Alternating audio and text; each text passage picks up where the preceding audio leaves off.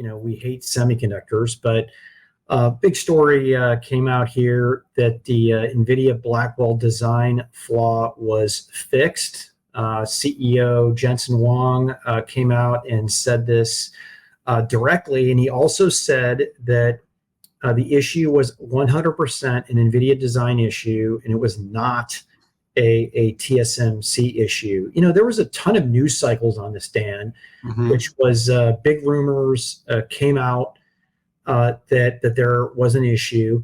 There wasn't a lot discussed, actually nothing discussed from the company, from NVIDIA. It was during their quiet period, and you need to watch what you do say, but it was addressed on the earnings call by Jensen himself, and also Colette in the financial note that she put out. And I believe it appeared to be one of the higher end variants of the platform. And there's two different variants of this, and these would go to the mega hyperscalers, the highest tier folks. So that swirled for a little bit, but on their earnings call, NVIDIA stuck to their guidance, right? And then over the last couple of weeks, I believe it was Jensen himself saying that the company was sold out for Blackwell for the next 12 months. TSMC had been talking. There was this,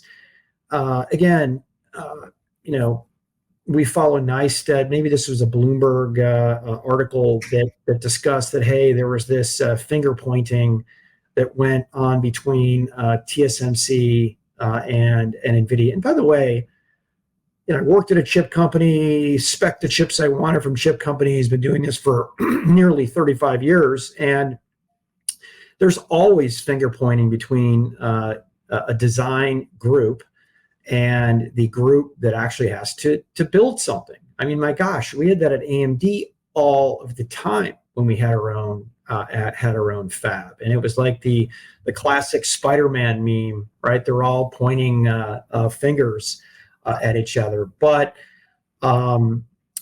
Jensen popped that balloon, saying this was 100% NVIDIA and did not have to do with TSMC.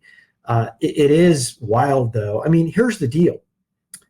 There are multiple spins on chips all of the time, right? And typically, if you can't fix it in software, you fix it in firmware. If you can't fix it in software or firmware, you have to do typically a spin. If it's a yield issue, you don't automatically need to do a metal spin.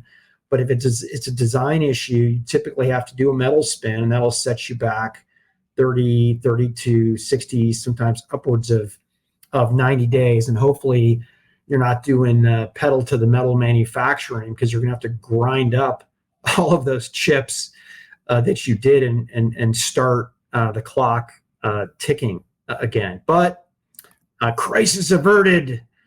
Design flaw is fixed. Blackwell is sold out for 12 months. And by the way, the final thing was always our contention that, anything over a 60 or a 90-day delay would have no material impact to the company, because they would just buy the lower performance chips. There was some question on the lower performing chips, prior generation, whether you could get your supply chain in gear.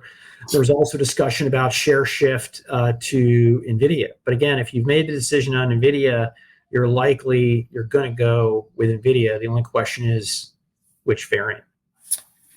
Yeah, that's absolutely the case. Pat, I think you really said it well. This is a process that historically just doesn't get this much attention. It just doesn't. This is part of the ongoing optimization that goes during each launch and each ramp phase. Constant work to improve yield, constant work to improve performance. And Pat, I think you were the original call out on the mask change that was going on. And oh my gosh! In fact, it was live on CNBC with John Fort, and I'm reading Colette's piece on air. Thank you for calling that out, Bess. Yeah, well, I mean, look, we may not get Rogan numbers here yet, but there's some really good stuff in this pod. So hopefully all you that are watching, stick with us, share with your friends, especially if you're into chips and tech. But Pat, this is a fluid process and I don't think a lot of people appreciate the pace of innovation that NVIDIA and now AMD and others are pushing. This work was hard to do on like 3-year cycles. Yeah. Doing this on annual cycles is incredible. And by the way, the fix without really having any meaningful hurt to demand was great. I'm reading a TrendForce data report about this. Says Amazon, Microsoft, Google, Meta, Oracle, and CoreWeave have bought all of the GPUs, all the Blackwell that NVIDIA can make for like the next several quarters. I don't know if that's 2, 3, or 4, but they're basically saying these handful of companies own it, got it, and NVIDIA is looking like they're going to be in really great shape. Sorry, bubble bears. Your NVIDIA shorts probably are not going to print anytime soon, but enjoy that. Enjoy the stress. Maybe you'll get it right one of these quarters. It's kind of like, by the way, the bears around AI right now, it's kind of like being the guy playing the don't pass line. You're just the asshole at the table right now. Having said that, the Big Short, the world's premise has been made on there are a few people that sometimes get it right when they're betting against. I think Bill McDermott actually said the other day on CNBC, he basically said anybody that's betting against AI right now is going to regret it big time. I don't know. I mean, I've been on air like 20 times. Right? How long is this going to last? Infrastructure, 12 to 18 months. Well, why? It's the same thing. It's FOMO. Yeah. The hyperscalers who view this as a once in a multi-decade opportunity to go in and get share shift, but also platform shift, right?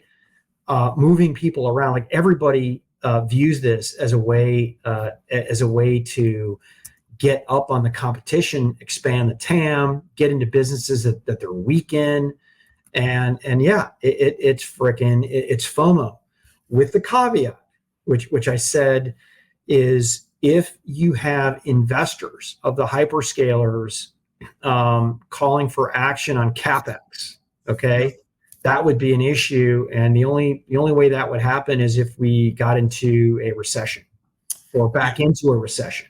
So anyways, I'm sticking to my guns. I'm not always right, but I sure am consistent. But I feel like for the most part, I'm right on the stuff that matters. Yeah, well, you get it every once in a while. So the TLDR is crisis averted. Demand is incredible. AI is in a good position. Consumption is still the question mark. Are there other companies besides NVIDIA that are really going to make money on AI? Yes. Is that obvious just yet?